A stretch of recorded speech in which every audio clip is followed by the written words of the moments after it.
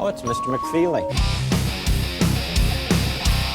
I have seen the future, and he was wearing number 5, and I ain't talking about Robbie Grimsley, folks. Took out the muffins, took out the trail mix, took out the cookies. They stole the monster cookies. Wow, that's awesome. That is so awesome. Let's do some broadcasting. All right, we're going to do some broadcasting with our guy, Mike McFeely, always Natalie attired. Appreciate your shirt today. The old Ron Burgundy, you stay classy. Yeah, that's fantastic. Where do you get such wonderful shirts? Kids do? They do this, Yeah. Superman? Where are you getting all these? My daughter Yeah? is my daughter knows her father very well, so she finds fun T-shirts and buys them for me and laughs when I put them on. Well, I think and I know she's you kind 24, of, so yes. it's not like she's a kid. Well, she's a kid. I but- tend to think I know you kind of well as well, and people love when you're on the program, you get all fired up. They really appreciated your Summit League rant last week. I got another one here for you today. You may have seen this story already, so I apologize if you did. But CBS Sports reported this morning that our friends in Springfield, Missouri, are appealing to the NCAA that they should be eligible for a bowl game. Hey. Because the Mo State Bears are 6-3. Right. That means they are bowl eligible, but because they're a transitioning program from FCS to Right. FBS, that they're ineligible for 2 years. First of all, they have to do that because everybody else does Yes, it. Remember, correct. James Madison They did that as well. And they did not get that and appeal got won. denied because the NCAA, unless you're Alabama or Ohio State or Florida Penn State, State, yeah. or Oregon, you're not gonna get any break. They Yep. just don't care. Second of all, to all you idiots in Grand Forks, Brookings, wherever, that say that North Dakota State would go 6-6 if they went FBS.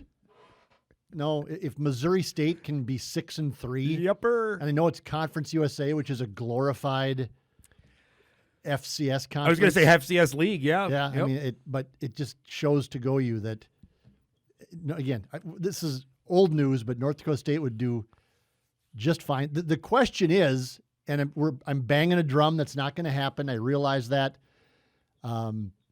That the question really should be, how long would it take NDSU to get to the point where they're in the discussion for a college football playoff berth? Yes. James Yep. Madison is ranked 24th this Yipper. weekend in the this week in the AP poll, and I'm getting old, and so my memory's not what it once was. But I recall that NDSU and James Madison were pretty much equal. And NDSU actually only lost to James Madison one time out of, 5 tries? Correct.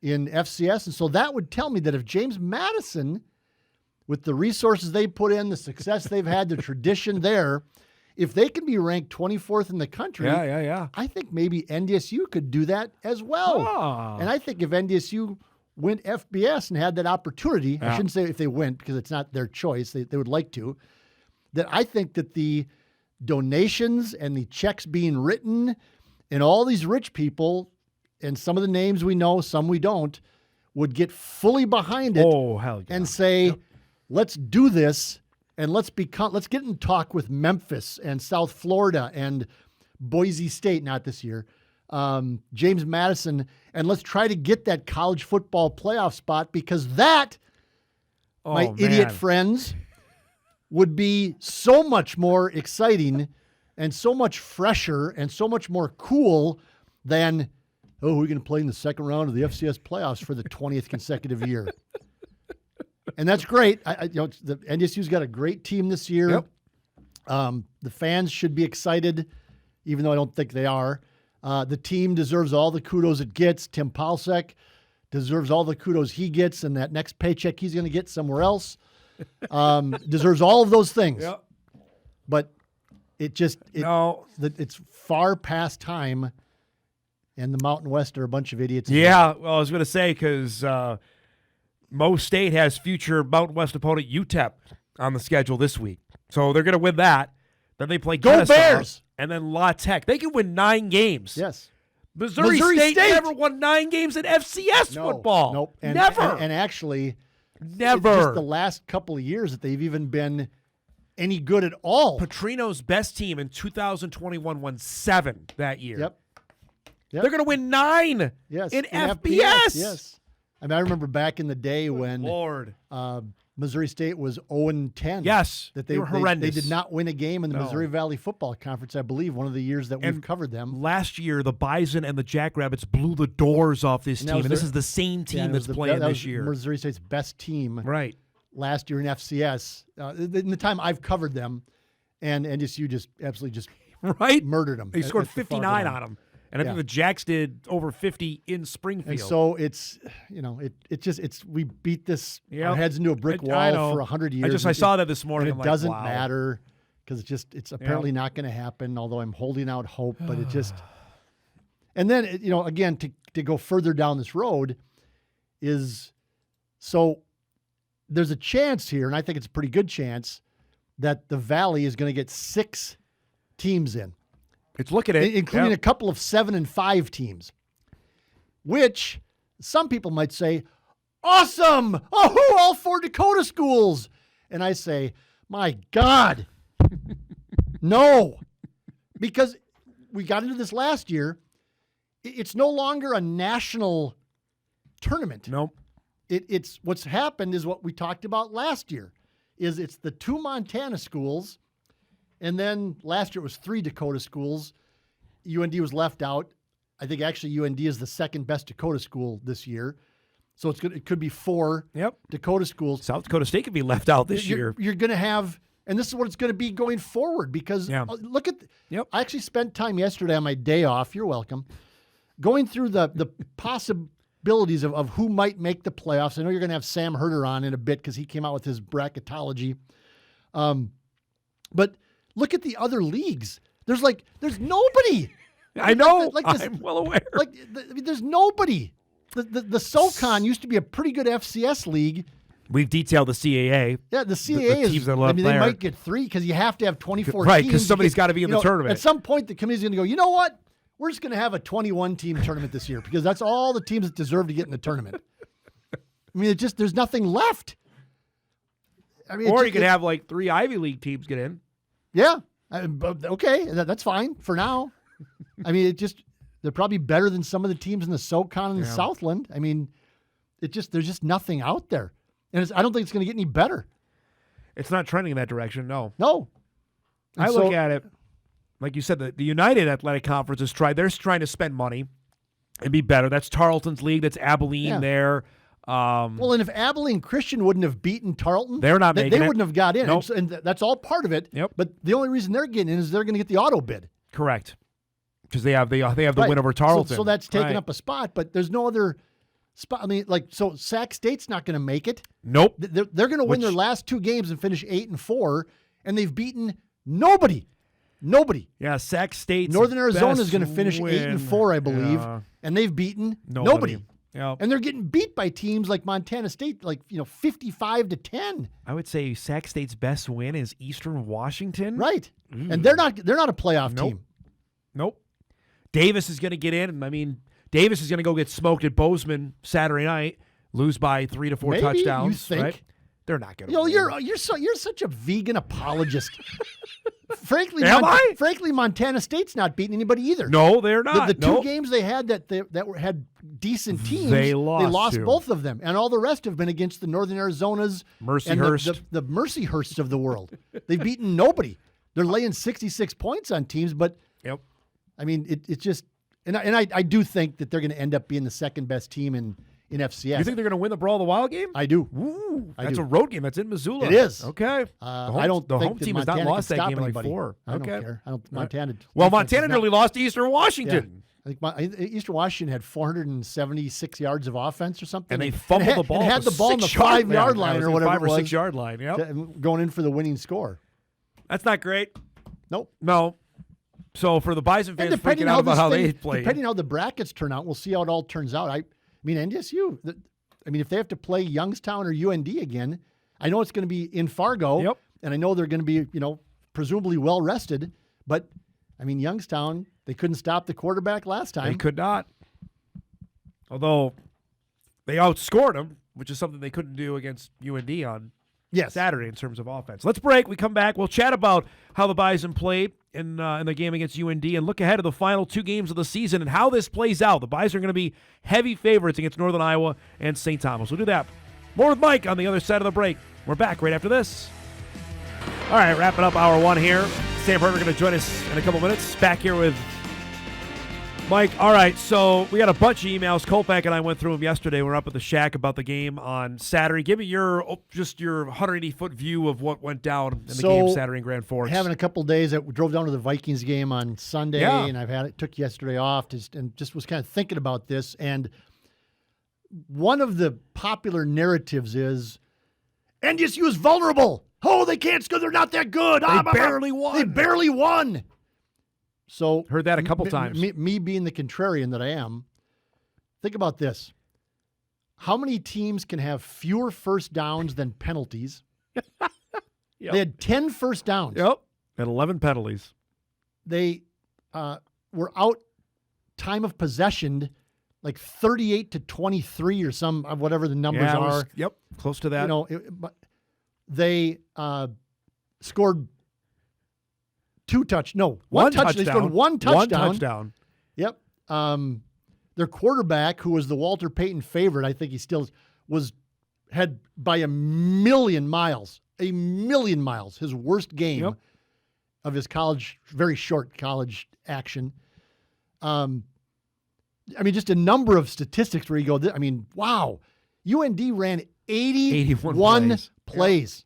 Yep. Bob Stitt in 2015 was shouting from the mountaintops after they ran 82 plays in NDSU, like that was the greatest accomplishment in the world. UND ran 81 plays. NDSU won the game. Yep. They won the game. How many other FCS teams would win that game? Put those statistics on any other team on the road, by the way. Correct. At a team that lives and dies, a whole community and university lives and dies with that one football game. And it was a great atmosphere. Yeah. The fans were loud. Into it. Just an absolute it was great cauldron that NDSU was in that game. And a terrible interception that Cole Payton threw to give them a short field. Yes, and score the touchdown. NDSU, to repeat, won the game. So you can look at it like, oh my God, they're terrible. They're not going to win the national championship. They're vulnerable. Oh my. Or you can look at it and say, wow, that's a pretty impressive victory. Defensively and by the way, when it mattered, like when it really mattered, when it was blank cutting time, their offense moved 50 yards in 4 plays to score a touchdown. And the quarterback made 2 plays to win the game. To win the game. And their quarterback, who also, by the way, had a very rough day. Everybody wants to talk about Cole Payton. Kaminsky was not good. good. Kaminsky was having a good season. His last 2 weeks have not been good. No, he's thrown 5 picks in 2 games. And he was not good against NDSU. NDSU rattled him. Yeah, totally. They totally rattled him to the point that he threw 3 interceptions. Right. And they wouldn't go down the field. And did not get the first down. That wasn't his fault. His offensive line got murdered on that play. NDSU won the game. Yep. Give me your thoughts on what you've seen out of the goal on game Saturday with Cole, of how he played. Because the interception, he totally turned, I thought, into a different quarterback that we've not seen. And that's what we're going to ask Tim about it today later on. But it seemed like once he threw that interception, which was a bad decision. You're looking at it right here. I don't know where he's going with the ball. It to. No. But after that, he had 4 or 5 throws, I think, that were like 6 feet above receivers' heads. On the series, when Keenan Wilson had the interception, I think that was a series where Payton threw 2 balls out of the back of the end zone that were way high. The second guy wasn't open. Yeah, that one's way airmailed there. I thought Chris Harris maybe, and I didn't go back and watch the game, but I thought Chris Harris was maybe open. The Kessel one was the first that he airmailed. That's pretty hard to do on Reese Kessel, who's 6'5". He missed Lance. He missed Raja by a ton on one throw, and so it was just a lot of high balls. That might have been the one there. You just didn't see out of him prior. And so you wonder if that interception, again, we forget that this is his first year of starting. Like Cam Miller had 5 years to kind of figure things out. Cole Payton has had, everybody's talking about 10 games. J.J. McCarthy's only had 4 starts. Well, you know what? Cole Payton's only had 10 starts prior to this game. And it was a really difficult environment. And I mean, maybe it showed through, that's going to happen. But you and I and Kolpak were exchanging texts the other day, but every other star quarterback at NDSU that has gone on to the NFL, and I'm not saying that Cole Payton's going to do that. I don't know if he is or not. But Carson Wentz had a brutal game against Northern Iowa down at Northern Iowa. Ironically enough, with Northern he Iowa was here. bad. Yep. And Brock Jensen had bad games at home where he threw 2 pick sixes Indiana State. against Indiana State. Easton Stick had a terrible game. He made 3 turnovers himself down at South Dakota State. He fumbled and threw 2 bad interceptions at South Dakota State. Cam Miller had some bad games. The Incarnate Word game was at home, and the game up in Grand Forks where they just got throttled. But he wasn't great in that game either. And some of that wasn't his fault. Trey Lance down in Brookings in the big game that they ended up winning, he was not great in that game throwing the ball. He just was not. And so every other quarterback has had these types of games, but they also, in most cases, had time to sort of make people forget about that. Right. Or they won the game or they won the games. Yeah. Right. And so, I mean, they're going to be at home the rest of the way. Yeah. Unlikely they're going to see that type of defense again from another team unless they play UND again. But even then, it's going to be in Fargo. Right, and that's the whole difference to me. Until UND proves that they can not get run off the field in Fargo, that's a different story. Just a different atmosphere. It's a tough place to play up there. We knew it was. I've been saying for a year it's going to be like that up there. But you want to see Peyton now bounce back and play better. Certainly against Northern Iowa. I'm really interested in the half he's going to play. Right, considering the next 2 weeks are not going to be stressful games. If they are, then there's all other questions we're going to have for Bison football. But if they are not, how much do these guys play over the next 2 weeks and then have a bye week before the playoffs even begin? Well, I mean, I don't know. Just why would you play? Just give guys time to rest. Right. Especially your linebackers. Yes. I mean, can't get off the field. Throw some the freshmen time in there, for the true freshmen to play, or whatever, and absolutely just get through these next 2. It doesn't matter if you win them by 20 points or by 40 points. It makes no difference. I suppose there's probably an argument to staying sharp, and you don't just want to, coast in. Correct. If your second round game is against a Youngstown, against a Valley team, or a UND, or even South Dakota State. I don't think you want to go into that game sleepwalking. But no, I mean everything now is set up for NDSU. Their next 5 games could be at home. They will never have to leave. Be at home. Yes. Yes. I mean, right. I mean, if they win, continue to win, is my point. I guess never have to leave Fargo. Nope. You get that week off to rest, whereas there's going to be a number of Valley teams playing that first weekend.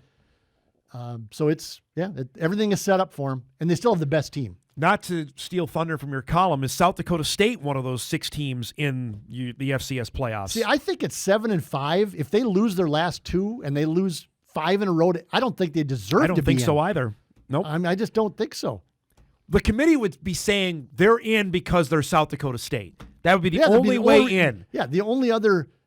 And I'd be saying the same thing if it was NDSU or anybody else. Right. I mean, if NDSU was 7-0 and then lose 5 in a row, you'd go, well, that they don't deserve to be in at that point. And they're going to say, well, taking into account their starting quarterback hasn't played that entire time. Okay, well, injuries happen all the time. Right. Well, they've had a bunch of other injuries, but that's also part of the deal. What's the team now? Yep. You can go back. Well, they beat Montana State. That was 3 months ago. Correct. That was in the second week of the season. It was a different world back then. Yep. I think Youngstown's in because they're going to win their last 2. They're going to go 8-4. They're in. Is UND in at 7-5? If somehow the Jacks win that game in Grand Forks, I think that's a question. I've had this debate with others, and they think that UND should be in. And my point is, they've had close. At some point, they lost all those games. At some point, you're right. You have to win the game. The whole key is winning games. You can't. So would a 5-7 team or would a 6-6 team? No. A lot of quality losses there, right. Michael. At some point you have to win the game. Illinois State in at 7-3. They play at Brookings and then they host SIU. Well, if they lost both, then they probably wouldn't deserve to be in either. That's 7-5. Their best win would be over South Dakota. Right. And we have the Coyotes. If the Coyotes lose in Carbondale on Saturday, are they in? I just think that 7-5 is tough. They'll again, because what we talked about earlier, that there's just there's no second or third place SoCon No. team that's going to get in. There's no third place Southland team that's going to get in because they all suck. And so we got to put somebody in the tournament. yeah, right. And we need 24 teams, so it comes down to the old question of, and the problem is there's not even any borderline teams. No, It's nope. It is a cut and dry right, here. Yep. So then you'd be going, well, Sacramento State at 8-4, or just to throw a team out there, UND at 7-5. If they would happen to lose their last game, which I don't Right. think they're going to, by the way. I don't think they're losing to South Dakota State either. No. No. And so, 8-4 Northern Arizona or 7-5 Southern Illinois. What's the difference? Yep. None of them have beaten anybody. No. I mean, so what's the difference? Just gonna have to fill this. Oh, wait a minute. We only have 23 teams. We got to put one more in. Right, yep. Goodness Just give the 16 or give the 9th seed a bye in that first round. Whatever.